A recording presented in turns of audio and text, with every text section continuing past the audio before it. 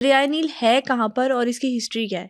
یہ جو دریائے نیل ہے نا بیٹا، اس کی بہت ساری چیزیں جو ہے وہ حدیث میں بھی ہیں، لیکن زیادہ تر اس کی معلومات جو ہیں وہ بائبل میں ہیں۔ لیکن قرآن پاک میں بھی اس کا ذکر ہے، فرعون کے ضمن میں بھی اس کا ذکر ہے، اور خاص طور پہ ایک حدیث جس کا میں ایسکٹالوجی میں اکثر ذکر کرتا ہوں، کتاب الفتن میں بھی اس کا ذکر ہے، مسلم میں، بخاری میں بھی اس کا ذکر ہے کہ تمہارے رب کا تخت پہلے پانیوں پر تھا اور پھر ہم نے پانی سے خشکی کو ابھارا۔ ایک یہ حدیث ہے، اور دوسری ایک حدیث ہے کہ تمہارے رب کے تخت کے نیچے سے 4 دریا بہتے ہیں۔ جیسے ہم نے ایک ایپیسوڈ کی تھی ایڈن گارڈنز کی، بالکل، کہ ایڈن گارڈن سے جو ہے دریائے فرات والی ایپیسوڈ کی تھی، تو 4 دریا جو ہیں وہ عرش معلیٰ سے آتے ہیں۔ جیسے معراج کی ایپیسوڈ میں بھی جو ہے وہ ایک ہم نے ذکر کیا تھا کہ رسالت مآب سرور انبیاء صلی اللہ علیہ وآلہ وسلم نے مشاہدہ فرمایا کہ سدرۃ المنتہا کے نیچے سے پانی کی 4 دھاریں بہہ رہی ہیں۔ وہ 4 دھاریں جو ہیں وہ ہمارے یہاں پہ جو ریلیجس ریلم ہے اس میں یہ کہا جاتا ہے کہ وہ 4 دریا زمین پہ آتے ہیں۔ اب وہ 4 دریا زمین پہ آتے ہیں تو وہ کوئی آبشار کی شکل میں آسمان تک کوئی اونچی آبشار تو نہیں گرتی۔ وہ جو 4 دریا زمین پہ آتے ہیں وہ کسی نہ کسی پورٹل سے آتے ہوں گے۔ تو اس کا مطلب ہے کہ ان دریاؤں، خاص طور پہ یہ جو 4 دریا ہیں جس میں دجلہ ہے، فرات ہے، نیل ہے، ایک اور ہے میرے ذہن میں نام نہیں ہے، بوڑھا ہو گیا ہوں چیزیں بھول جاتی ہیں، ان دریاؤں کے جو ہے وہ امپیکٹ، اس کا مطلب ہے کہ ان کے اندر اسپرچول ہے۔ پھر جیسے حدیث میں جو ہے وہ فرات کے پانی کا ایک آتا ہے کہ فرات کا پانی پاکیزگی دیتا ہے۔ تو یہ جو دریا ہیں، یہ جو خاص طور پہ نیل کا اب ہم ذکر کریں تو ان کا انبیاء سے تعلق ہے، ان کا انسانیت سے تعلق ہے، ان کا آسمانی کتابوں سے تعلق ہے، ان کا انسانی تاریخ سے تعلق ہے، ان کا جو ہے وہ پرانی ہسٹری کے ساتھ ساتھ عروج اور زوال کی داستانوں سے بہت تعلق ہے۔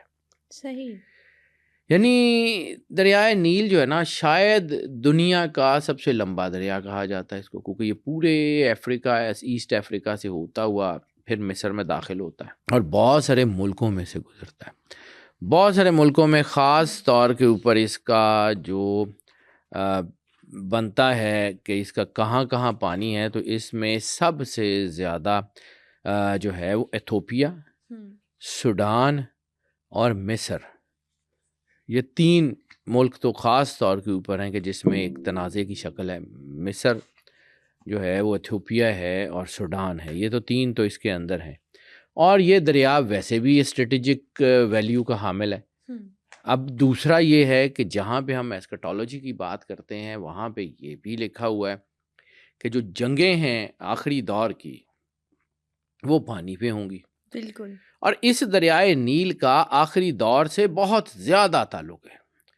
قرآن پاک میں اللہ کہتا ہے فرعون کو مخاطب کر کے کہ ہم تجھے آخری دور میں عبرت کا نشان بنائیں گے۔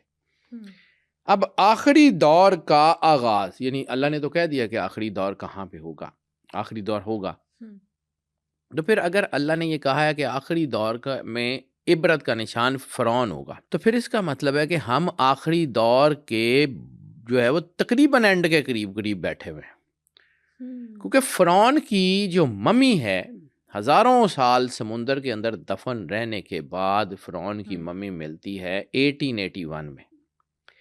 1881 کو اب جو ہے وہ تقریباً جو ہے وہ 150 سال کے تو ہو ہی گئے، یا اس کے قریب قریب سال ہیں، یعنی 1881 سے 1981 تک 100 سال، 1981 سے جو ہے وہ 2025، تو یہ تقریباً 150 سال کے قریب قریب کا ٹائم بنتا ہے اس وقت، ٹھیک ہے، اسے پلس مائنس، یعنی یہ تو قیامت کی تو نشانی پوری ہوئی یہ ہے۔ اتنا ہی ہے۔ اور جب ہم ایک دور کا ذکر کرتے ہیں، جب ہم ٹائم تھیریز کو پڑھتے ہیں، تو ایک دور جب اللہ ذکر کرتا ہے نا کہ اس دور میں یہ ہوا، تو وہ دور 200 سال سے لے کے 500 سال کے درمیان ہو سکتا ہے۔ تو اس کا مطلب ہے کہ اگر 300 سال گزر چکے ہیں تو آگے کچھ زیادہ ٹائم تو بچتا نہیں۔ وہ جب ٹائم تھیریز کو پڑھتے ہیں، دیکھیں ہم 100% نہیں بیان کر سکتے اللہ کیا چاہتا ہے، اللہ کیا کرتا ہے، وہ اللہ ہے. ہماری عقل، شعور، وزڈم اس کی چیزوں کو جو ہے وہ احاطہ نہیں کر سکتی. لیکن ہم کوشش کر سکتے ہیں اپنے آپ کو اللہ کے نور سے سنکرونائز کر کے کچھ جاننے سمجھنے کی کوشش تو کر سکتے ہیں نا. تو جتنا اللہ نے وزڈم دیا، شعور دیا، اس کو دیانتداری سے لگائیں، اس کے بعد جو سمجھ آتی وہ بتا دیں. میری کوشش یہی ہوتی ہے. اب میں کوئی بہت بڑی کوئی فینٹیسی کریٹ نہیں کر رہا کہ نیل یہ ہو جائے گا، نیل وہ ہو جائے گا، نہیں. لیکن یہ نیل جو ہے اس کا فرعون سے بہت تعلق ہے. دریائے نیل کا کنیکشن فرعون سے کیا ہے، یہ آج پھر ڈیٹیل میں بتا دیں. جی بیٹا، فرعون جو ہے نا وہ اکثر اس کی جو چیزیں ہیں قرآن میں بھی، بائبل میں بھی، اور بہت ساری جگہ پہ، یا سورہ زخرف میں خاص طور کے اوپر، سورہ زخرف میں فرعون نے جو جملے کہے ہیں جس کا مفہوم اللہ قرآن پاک میں بیان کرتا ہے، وہ کہتا ہے کہ کیا یہ مصر کی بادشاہی میری نہیں ہے؟ یہ اتنا بڑا دریا میرے پیروں کے نیچے سے بہتا ہے. غرور. جیسے اللہ شیطان کے بارے میں کہتا ہے ابا واستکبر وکان من الکافرین، کہ اس نے غرور کیا اور پھر وہ کافروں میں سے ہو گیا.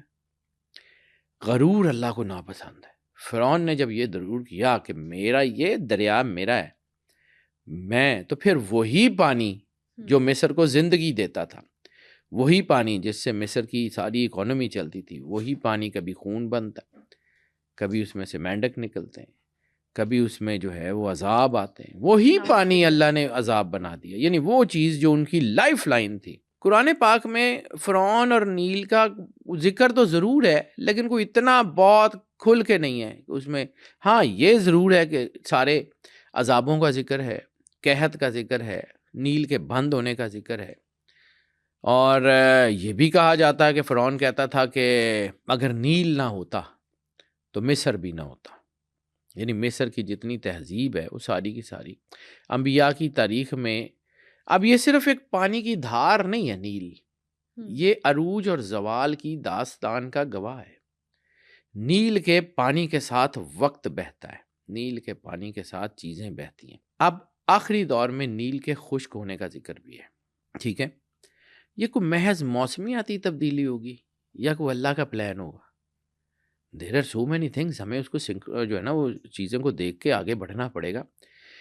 نبوت ارد گرد رہی، موسیٰ علیہ السلام سے لے کے حضرت یوشع، بہت سارے لوگ نیل کے ارد گرد یا دجلہ یا فرات کے ارد گرد. یہ 4 دریا جو ہے نا یہ نبوت کے گواہ ہے. سبحان اللہ. ٹھیک ہے، آدم علیہ السلام سے لے کے یہ 4 دریا جو اللہ کے تخت کے نیچے سے بہتے ہیں یہ اس کے گواہ ہیں. انہوں نے بہت کچھ دیکھا. فرعونیت انہوں نے دیکھی، عذاب الہی انہوں نے دیکھا، انسانی غرور انہوں نے دیکھا، انسانی زوال انہوں نے دیکھا، تہذیبیں انہوں نے بنتی اور بگڑتی ہوئی دیکھی. یہ دریا ہزاروں سال سے ہیں.